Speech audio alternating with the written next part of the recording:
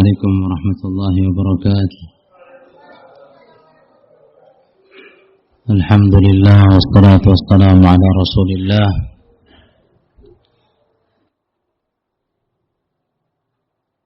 وعلى آله وصحبه ومن والاه، وأشهد أن لا إله إلا الله وحده لا شريك له، وأشهد أن محمدا عبده ورسوله صلى الله عليه وعلى آله وسلم تسليما كثيرا. أما بعد، معاشر الحاضرين رحمني ورحمكم الله.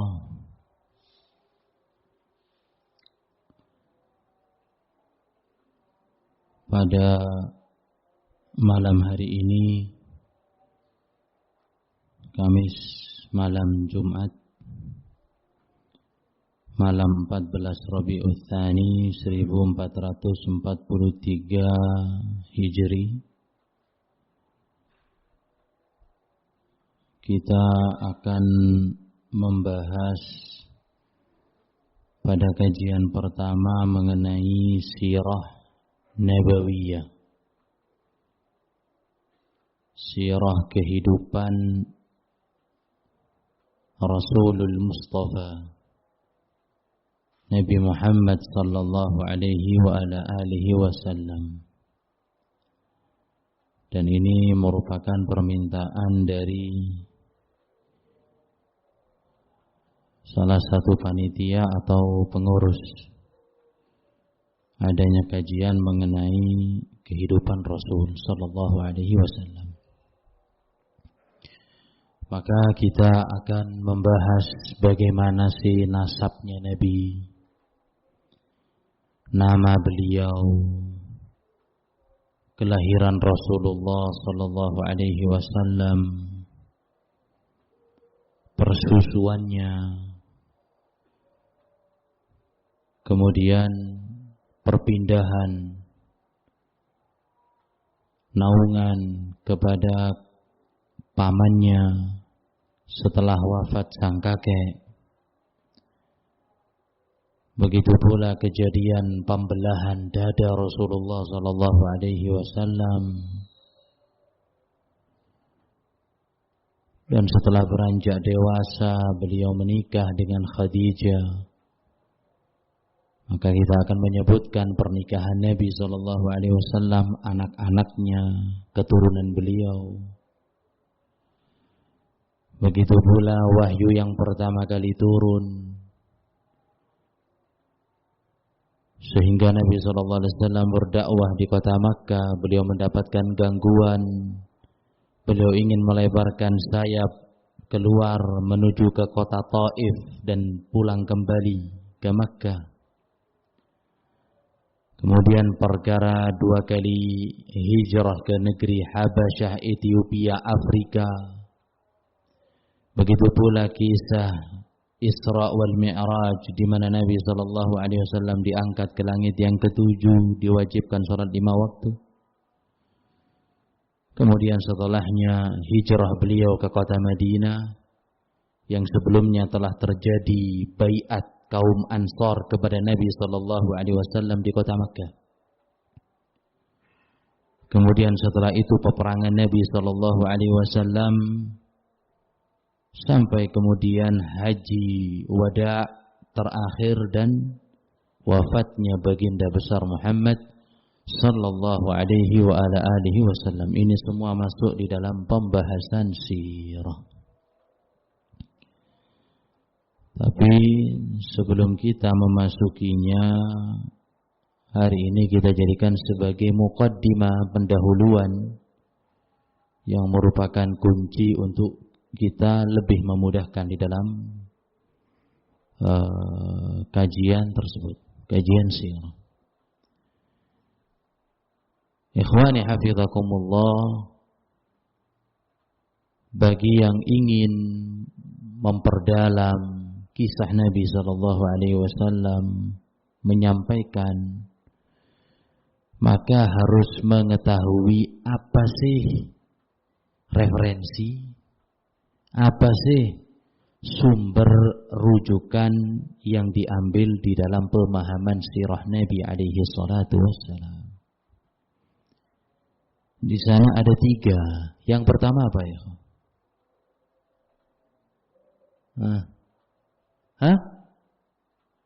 Al-Quran. Nah, Al-Quranul Karim. Ini merupakan marji' asasi, referensi pondasi di dalam pengambilan sirah tanpa ada keraguan di dalam Al-Quran.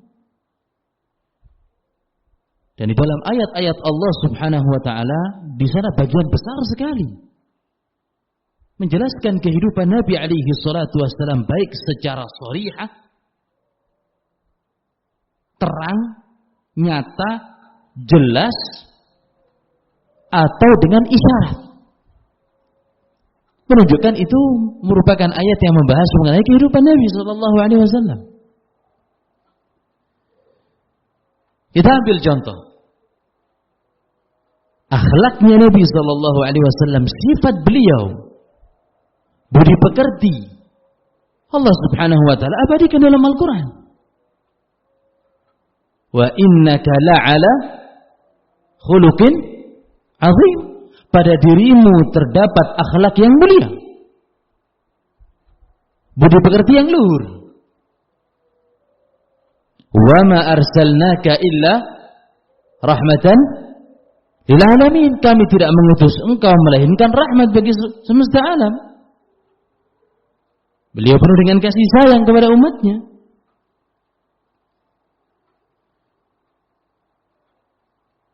Kemudian keadaan ketika Nabi alaihi salatu wasallam dilahirkan. Bagaimana bunyi ayatnya? Antum semuanya hafal?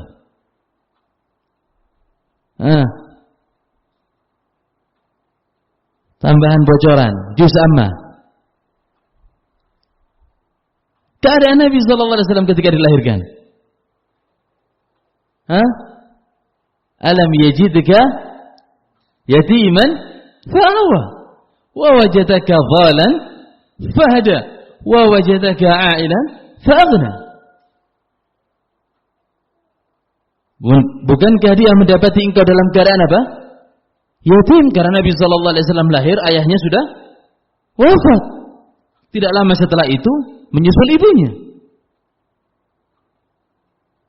Dan dialah Allah Subhanahu wa taala yang melindungimu. Mendapati engkau dalam keadaan kebingungan, dialah Allah Subhanahu wa taala yang memberikan petunjuk. Mendapatimu dalam keadaan kelaparan atau kekurangan, Allah Subhanahu wa taala yang memberikan kecukupan. Dalam surat apa? Ad-Duha. Begitu pula ayat yang menunjukkan tentang kenabian Rasulullah sallallahu alaihi wasallam. Ayat apa? Antum semuanya hafal? Juz amma. Enggak jauh-jauh. Iqra bismi rabbikal ladzi khalaq. Surat apa? Al-Alaq. Baca dengan menyebut nama Tuhanmu yang telah menciptakan. Khalaqal insana min 'alaq, yang menciptakan manusia dari segumpal daging. Iqra wa rabbukal akram, baca, dan Tuhanmu yang maha mulia. Sampai 5 ayat.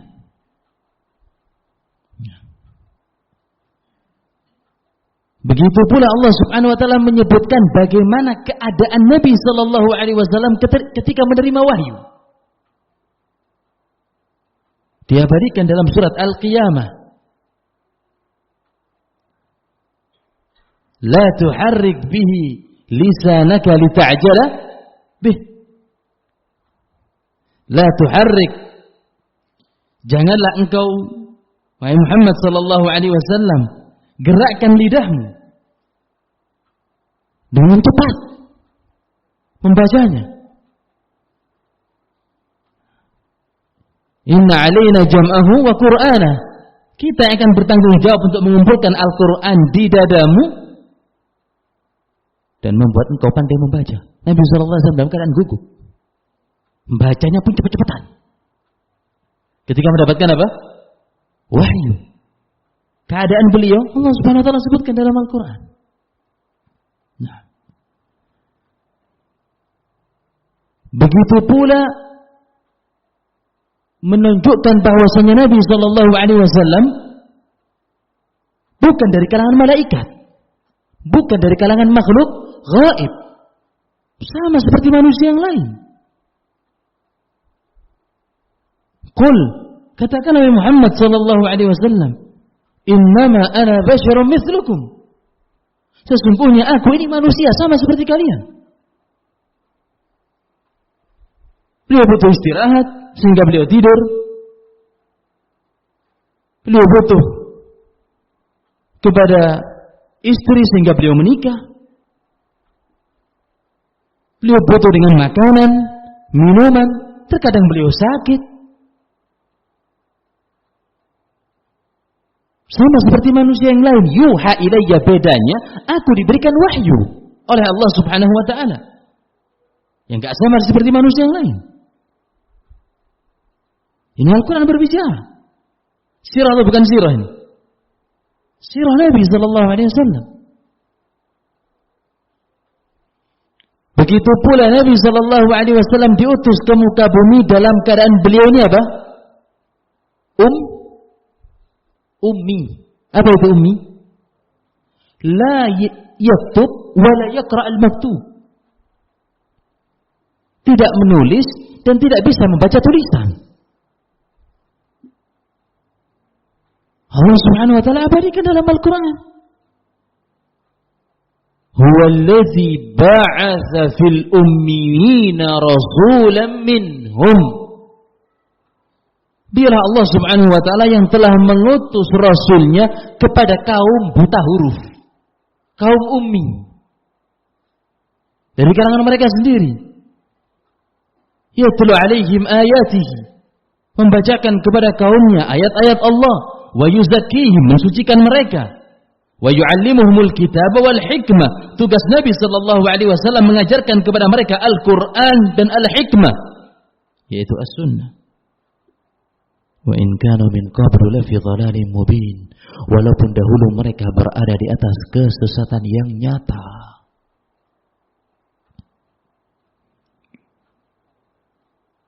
Bagaimana pula permusuhan kaum kufar Quraisy sampai mereka menyematkan kepada Nabi sallallahu alaihi wasallam tuduhan-tuduhan jelek,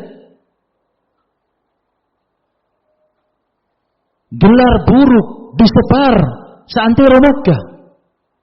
Allah Subhanahu wa taala juga sebutkan dalam Al-Qur'an. Innahum kanu idza qila lahum la ilaha illallah yastakbirun. Mereka kufar Quraisy, musyrikin, ketika disampaikan kalimat tauhid, tidak ada Tuhan yang berhak diibadahi melainkan Allah Subhanahu wa taala, konsekuensinya semua patung harus dihancurkan. Sekitar Ka'bah ada 360 patung. Konsekuensi kalimat itu lebur patung-patung tersebut. Sehingga mereka menganggap besar kalimat tersebut. Wa yaqulun, sehingga mereka berkata, "A inna latariku alihatina, apakah kita akan meninggalkan Tuhan-Tuhan kami li syairin majnun, gara-gara mengikuti seorang penyair yang gila?" Supaya umat manusia lari, diberikan julukan-julukan buruk. Allah Subhanahu wa taala sebutkan dalam Al-Qur'an. Begitu pula apa? Cara dakwahnya Nabi. Bagaimana metode beliau? Ud'u ila sabili rabbika bil hikmah. Wahai Muhammad sallallahu alaihi wasallam, dakwah dengan hikmah, meletakkan sesuatu pada tempatnya. Wal mau'izah hasanah, wajangan yang baik, wajadilhum billati hiya ahsan, debat mereka dengan cara yang benar. Ayat yang lain, Qul hadhihi sabili, katakan ini jalanku, metodeku, caraku. Ad'u ilallahi ala basirah, senantiasa berdakwah kepada Allah Subhanahu wa taala supaya umat manusia kembali ke jalannya di atas ilmu, di atas hujjah. Cara dakwahnya Nabi sallallahu alaihi wasallam. Begitu pula ketika beliau hijrah bersama sahabatnya, Bang. Abu Bakar As-Siddiq, ada ayatnya dalam Al-Quran. Jawabannya ada. Illa tansuruh. Kalau kalian tidak mau menolong Nabi sallallahu alaihi wasallam, faqad nasarahu Allah. Allah Subhanahu wa taala yang akan menolongnya. Idz akhrajahu alladziina kafaru tsaniya tsnain. Ketika orang-orang kufar mengeluarkan beliau, diusir. Berdua. Nabi sallallahu alaihi wasallam dan Abu Bakar. Idhuma fil ghar, ketika mereka bersembunyi di dalam goa. Idh yaqulu li sahibihi, ketika Nabi sallallahu alaihi wasallam berkata kepada sahabatnya, la tahzan, jangan khawatir, jangan takut.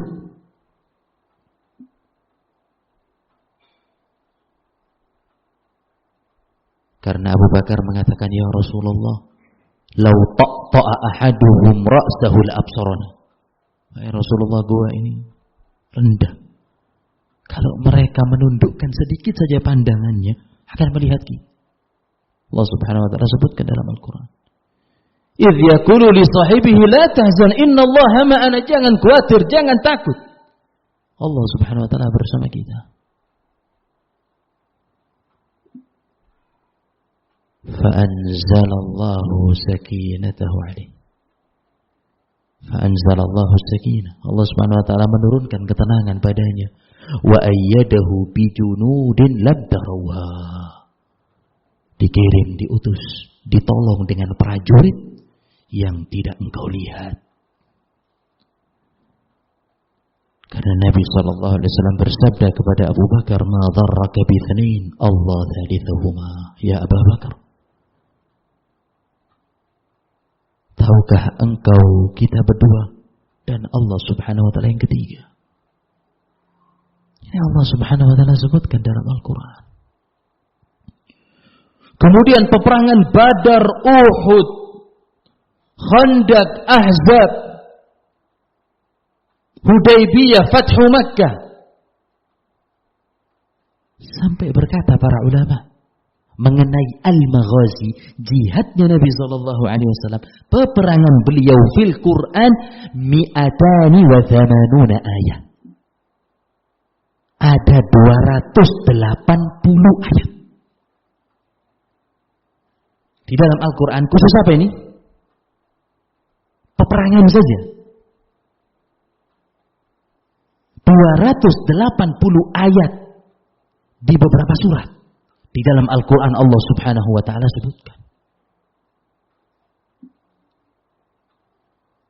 Maka referensi pertama ikhwani hafizakumullah adalah Al-Quranul Karim.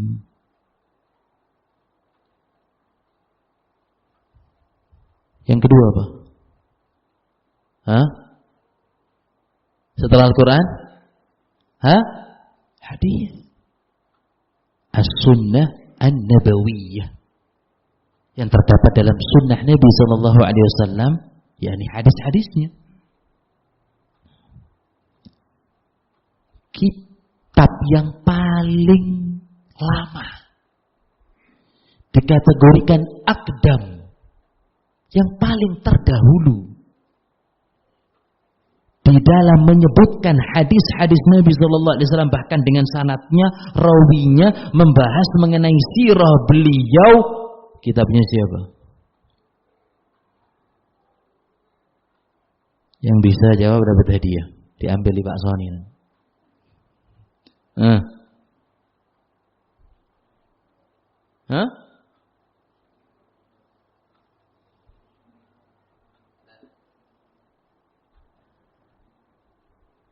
Karena kita membahasnya mengenai hadis, berarti kitab hadis. kitab yang menuliskan hadis saja. Tapi hadis-hadis tersebut membahas mengenai apa? Di antaranya sirah Nabi sallallahu alaihi wasallam, kehidupan beliau dengan para sahabatnya semasa hidup Nabi. Nah, yang paling awal. Sebelum dijawab saya jawab dulu. Kitabnya Imam kitabnya bernama Al-Muwatta, Imam Malik Ibn Anas. Imam yang dijadikan mazhab kedua dalam agama Islam. Beliau hidup pada abad kedua Hijri. Ini termasuk yang paling lama. Di sana ada bab khusus mengenai peperangan Nabi sallallahu alaihi wasallam. Setelah itu turun temurun para muhadditsin. Imamul Bukhari menuliskan bab khusus Babul Maghazi, peperangan sirah Nabi sallallahu alaihi wasallam. Imam Muslim, Abu Dawud, Nasa'i, Tirmidzi, Ibnu Majah, Abu Dawud, Ad-Darimi. Kalau tadi yang paling awal, pertanyaan yang kedua, yang paling luas.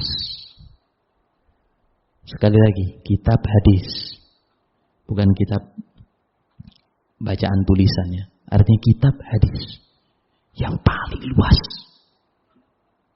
Kitabnya siapa?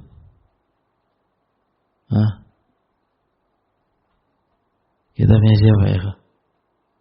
Imam Ahmad ibn Hanbal dalam musnadnya. Musnad Imam Ahmad ibn Hanbal ada 40.000 hadis. Sahih Bukhari 7.000. Ini hampir 6 kali lipatnya. Musnad Imam Ahmad 40.000 hadis. Dari 40.000 hadis tersebut sekian banyak pembahasan mengenai sirah-sirah Nabi alaihi salatu wassalam. Ambil saja contoh. Kalau tadi dari Al-Quran kita ambil beberapa contoh, dari hadis Nabi sallallahu alaihi wasallam kita ambil satu contoh. Bahas mengenai sirah Nabi sallallahu alaihi wasallam. Bagaimana gangguan kufar Quraisy ketika beliau masih berdakwah di kota Makkah di awal-awal Islam. Diriwayatkan oleh Imamul Bukhari dari Urwah ibn Zubair. Kata Urwah, "Sa'altu Abdullah ibn Amr ibn al-As." Aku pernah bertanya kepada Abdullah ibn Amr ibn al-As bi asyaddi ma sana'al musyrikun bi Rasulillah sallallahu alaihi wasallam. Kata Urwah ibn Zubair, "Wahai Abdullah, gangguan paling besar apa yang dilakukan oleh kufar Quraisy kepada Nabi sallallahu alaihi wasallam yang pernah engkau saksikan?" Maka Abdullah pun menyampaikan kepada Urwah, beliau ada di peristiwa itu. Kata Abdullah, "Bainama Nabi sallallahu alaihi wasallam yusalli bi fina'il Ka'bah." Ketika Rasulullah salat di sekitar Ka'bah, di halaman Ka'bah. Idja'a Uqbah ibn Abi Mu'ayyid. Datang pemimpin kaum musyrikin yang bernama Uqbah ibn Abi Mu'ayyid dengan selendangnya, surbannya, imamahnya.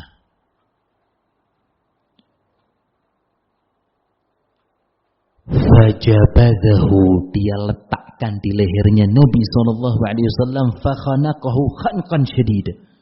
Beliau tarik dengan cekian yang kuat. Nabi sallallahu alaihi wasallam dicekik dalam keadaan apa?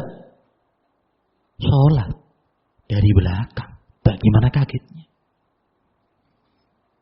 Enggak ditendang, dicekik dengan imamahnya dari belakang. Pengecut. Dan Nabi sallallahu alaihi wasallam dalam keadaan salat. Sampai datang siapa?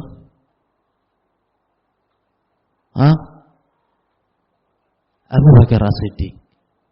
Sampai datang Abu Bakar As-Siddiq, fadafa'ahu. Uqbah ini didorong oleh beliau. Sambil berkata, "Ataqtuluna rajulan? Apakah engkau akan membunuh seorang manusia? An yaqula Rabbi Allah, karena dia mengatakan Tuhanku Allah Subhanahu wa taala. Wa qad ja'atkum bayyinatun min rabbikum, padahal telah datang bukti-bukti yang nyata dari Tuhan kalian. Sirah apa bukan sirah? Sirah. Bagaimana gangguan musyrikin? Nah, dari apa? Hadis Nabi sallallahu alaihi wasallam. Tadi diriwayatkan oleh siapa? Imamul Bukhari dalam Sahih. Nah, ini yang kedua. Yang ketiga, baru apa?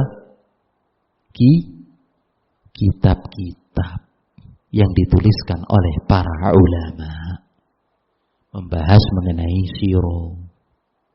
Yang pertama Al-Quran, yang kedua hadis Nabi sallallahu alaihi wasallam dengan sanadnya, dengan rawinya. Yang ketiga ini pembahasan kitab mengenai sirah. Dan kitab sirah ini ikhwani afidakumullah terbagi menjadi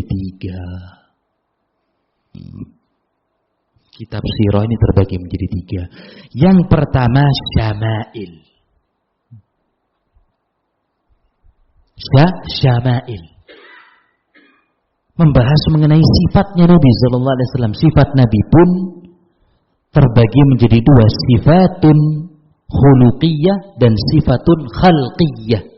Sifat berupa fisik, bagaimana tubuh Nabi, kulit beliau, rambutnya, wajahnya, bagaimana beliau kalau berjalan, bagaimana keberanian Nabi sallallahu alaihi wasallam, kerendahan hati beliau, dan sifat dari sisi akhlak, adab Nabi sallallahu alaihi wasallam.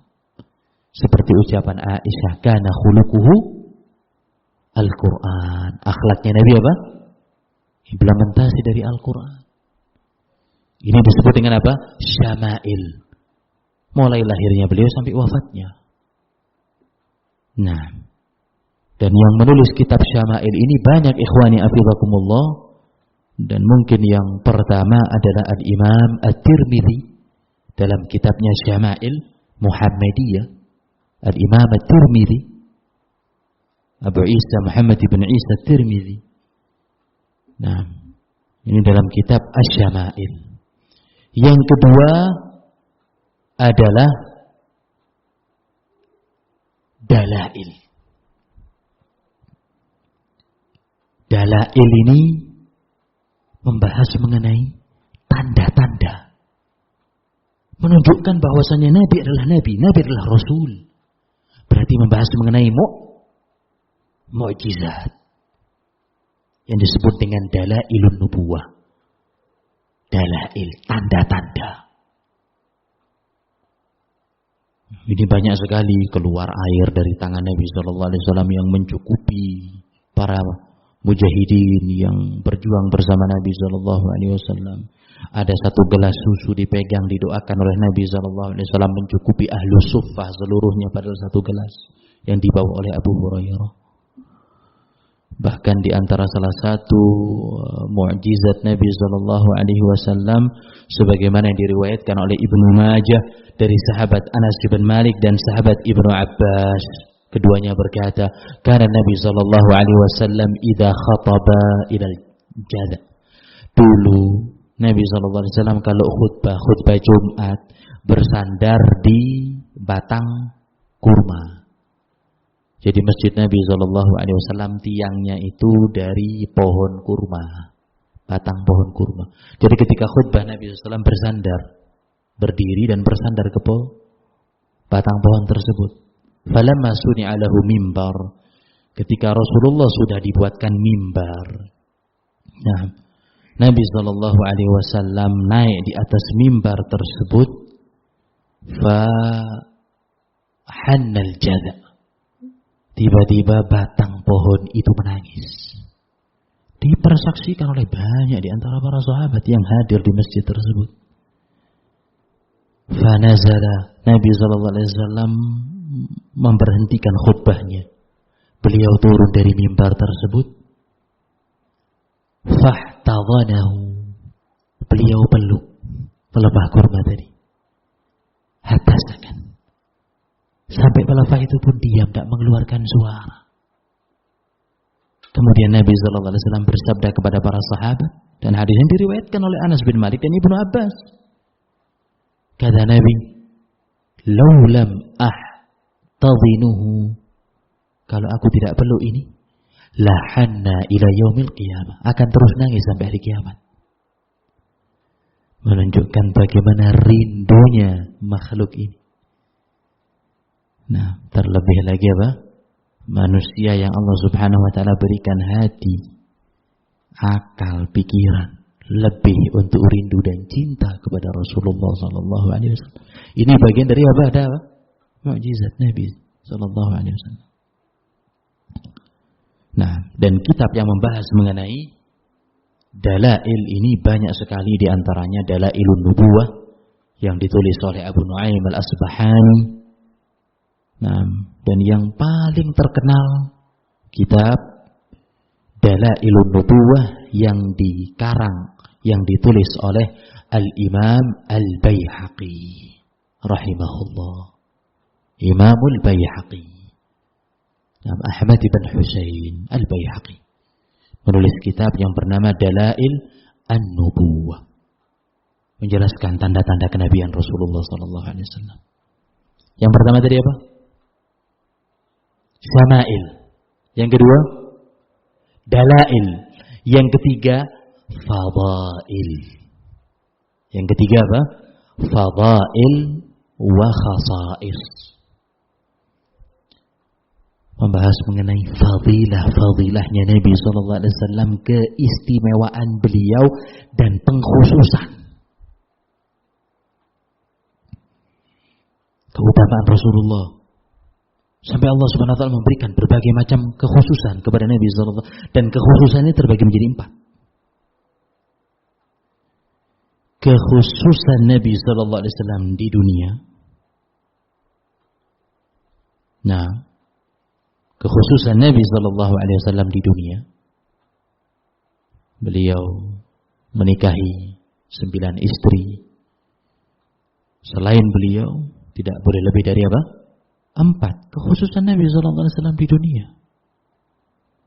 Begitu pula Nabi sallallahu alaihi wasallam tidak menerima sedekah. Begitu pula Nabi sallallahu alaihi wa ala alihi wasallam dijadikan bumi ini semua tempat untuk sholat. Dimanapun kalian mendapati datang waktu sholat, ibadah sholat.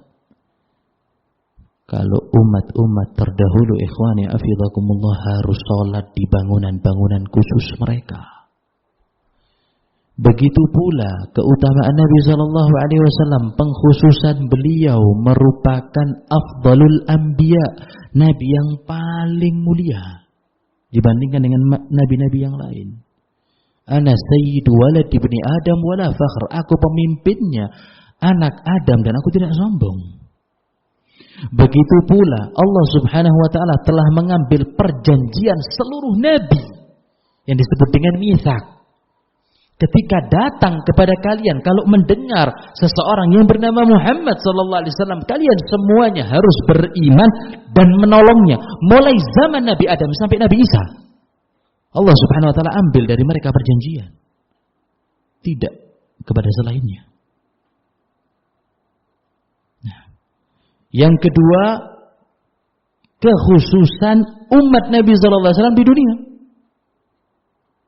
Kekhususan di antara umatnya di dunia, tidak akan mereka dimusnahkan dengan kelaparan, tidak akan mereka dimusnahkan dengan musibah. Semuanya tahu-tahu habis kaum muslimin. Ini tidak akan. Tidak seperti umat-umat Nabi terdahulu. Begitu pula dihalalkan bagi umat Nabi sallallahu alaihi wasallam mendapatkan harta rampasan perang. Kalau zaman dahulu setelah perang harta dikumpulkan, setelah itu datang api dari atas langit membakar harta-harta tersebut karena haram untuk diambil.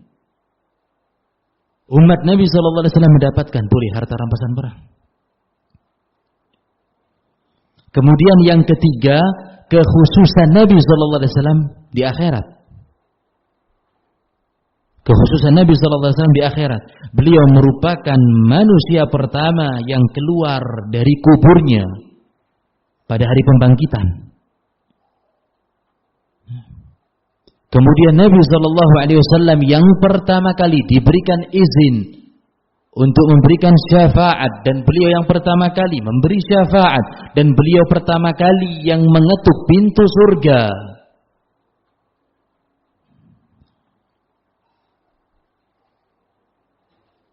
Yang keempat, kekhususan umat ini di akhirat. Sebagai umat yang terakhir dan pertama dibangkitkan. Umat yang akan dihisab terlebih dahulu. Bahkan di antara mereka ada yang di antara umat Nabi SAW masuk surga tanpa hisab dan tanpa apa? Azab. Enggak ada kepada umat-umat sebelumnya.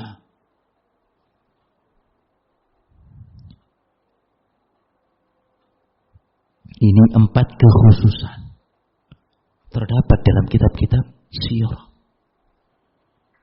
Nah, dan kitab khosais ini ikhwani afidhakumullah banyak sekali, dan yang paling masyhur adalah Khosaisul Kubra, kitab lumayan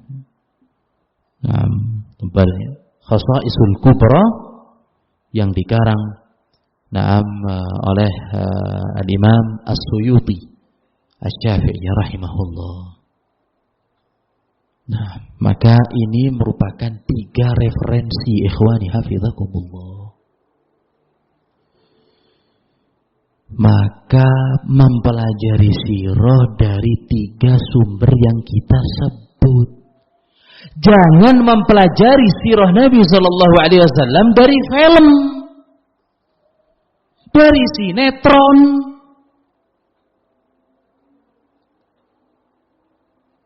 Karena kebanyakan film-film tersebut fiha akadzib, banyak kedustaannya, memasukkan racun, syubhat, kerancuan dalam kisah-kisah tersebut. Sebagaimana film yang amat sangat tersohor, sutradaranya bernama Mustafa Al-Aqad, dirilis tahun 1977, saya belum lahir. Tapi filmnya diputar setiap bulan Ramadan. Kita pun menangi film tersebut. Masih zaman TPQ dulu. Niatnya asik sambil nangis. Judulnya apa? Ar-Risalah, The Message, Story of Islam.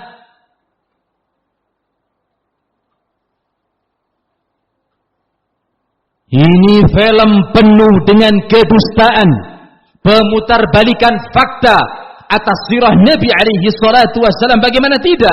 Yang mendanai film tersebut adalah kaum Syiah Libanon dan kaum Syiah Iran.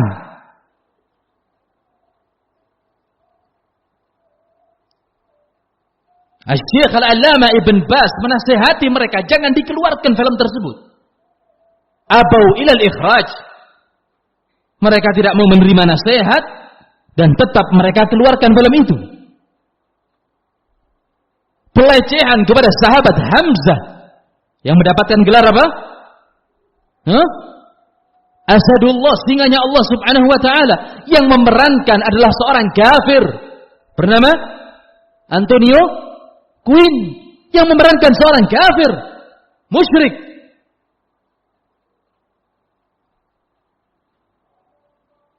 Ditambah lagi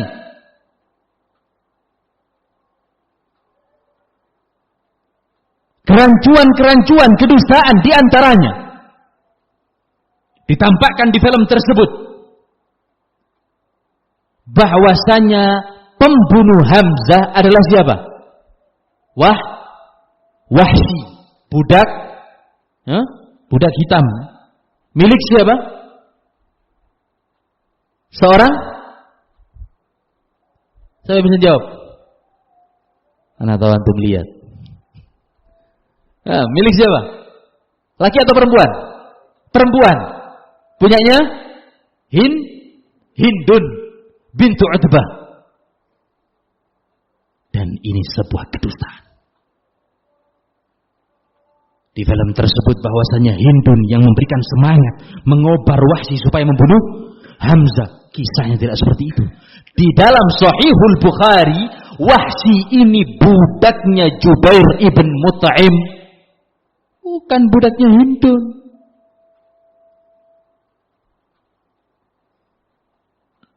Jubair ibn Mut'im ini punya paman yang bernama Mut'im ibn Adi. terbunuh di peperangan Badar. Yang membunuh memang Hamzah. Fa'arada bi akhdhi Tha'r. Maka Jubair ingin balas dendam atas terbunuh pamannya. Maka memerintahkan kepada budak dia. Budaknya Jubair adalah Wahsy. Ya Wahsy, in qatalta Hamzah fa anta hur. Kalau engkau membunuh Hamzah, balasannya bebas. Bebas dari apa? Perbudakan, hamba sahaya menjadi orang merdeka. Kata Wahsy, ma kharajtu illa liqatli Hamzah. Aku keluar di peperangan tersebut enggak lain enggak bukan memang untuk membunuh Hamzah. Bukan untuk menyerang kaum muslimin, wala untuk menyerang Rasulullah.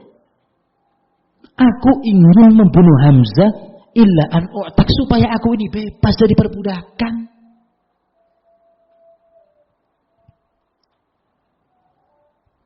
Bahkan ditampakkan Hindun ini sampai merobek apa? Dadanya Hamzah dan siapa yang melanjutkan? Makan apa? Hatinya. Qissatun kadzibah. Kisah yang penuh dengan kedustaan. Hindun ini sahabiyat radhiyallahu taala anha wa ardhaha. Gara-gara film ini sampai mereka mensifati Hindun akilat akbadil bashar. Wanita pemakan hatinya manusia alias kanibal. Pelecehan apa tidak ini kepada sahabat Nabi sallallahu alaihi wasallam? Pelecehan. Hindun ini sekali lagi merupakan sahabiat Nabi alaihi salatu wasallam, bagus Islamnya. Kenapa mereka ingin menjatuhkan kredibilitas Hindun untuk menyerang anaknya? Siapa anaknya Hindun?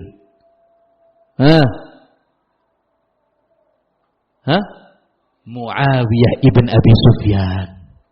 Musuh terbesarnya kaum Syi'atul Rafidah bersama Umar Al-Faruq ibn Al-Khattab. Muawiyah dan Umar musuh terbesarnya Syi'atul Rafidah. Mereka tampakkan begitu jeleknya Hindun untuk menggasak anaknya Muawiyah. Dan ini semua merupakan kisah yang tidak sahih. Maka berhati-hati.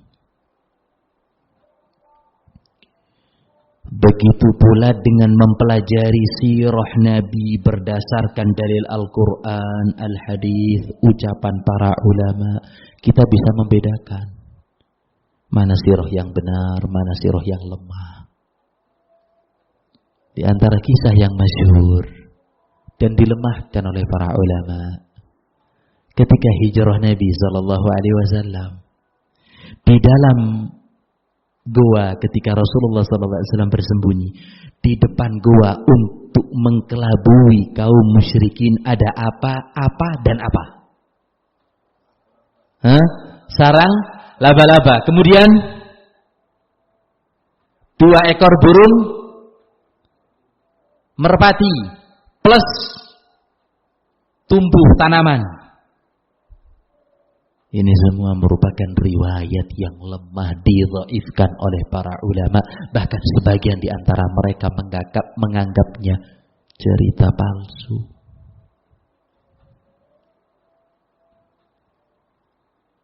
Menganggapnya apa?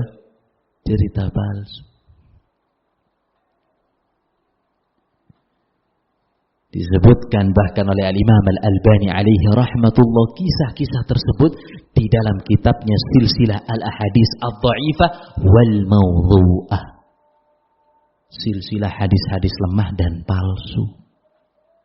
Dari sisi sanadnya terdapat seorang yang bernama Uthman Al-Jazari, dhaif. Dari sisi sanadnya tidak bisa dijadikan sebagai hujjah. Yang kedua, menyelisihi firman Allah Subhanahu wa taala dalam Al-Qur'an. Ayat yang sudah kita baca tadi, wa ayyadahu bijunudin lam tarauha. Allah Subhanahu wa taala menolong Nabi dengan prajurit yang tidak bisa mereka lihat. Laba-laba dilihat atau enggak dilihat? Burung merpati dilihat atau enggak dilihat? Bisa dilihat. Tanaman bisa dilihat. Tapi Allah Subhanahu wa taala menegaskan dalam surat At-Taubah, wa ayyadahu bijunudin lam tarauha. Ketika Nabi sallallahu alaihi wasallam didatangi oleh kaum musyrikin di gua, Allah tolong dengan prajurit yang tidak bisa mereka lihat. Siapa prajurit tersebut? Jawabannya malaikat. Dan Allah Subhanahu wa taala berfirman dalam Al-Qur'an, wa ma ya'lamu junuda rabbika illahu. Enggak ada yang tahu prajurit Tuhanmu kecuali Allah, yaitu malaikat. Oleh sebab itu Al-Imamul Baghawi dalam tafsirnya beliau mengatakan, al-malaikatul ladzina nazalu yasrifuna wujuhal kuffar wa absarihim an ru'yatih. Yang dimaksud prajurit di sini adalah malaikat yang Allah Subhanahu wa taala turunkan untuk memalingkan mata-mata dan pandangan mereka dari melihat Nabi alaihi salatu wassalam. Wa sallallahu ala nabiyyina Muhammad wa ala alihi wa sahbihi wasallam. Subhana rabbika rabbil izzati amma yasifun wa salamun alal mursalin walhamdulillahi rabbil alamin. Wa insyaallah kita mulai sesi yang pertama pada permasalahan sirah biiznillah kajian yang akan datang. Wallahu taala alam. Wassalamualaikum warahmatullahi wabarakatuh.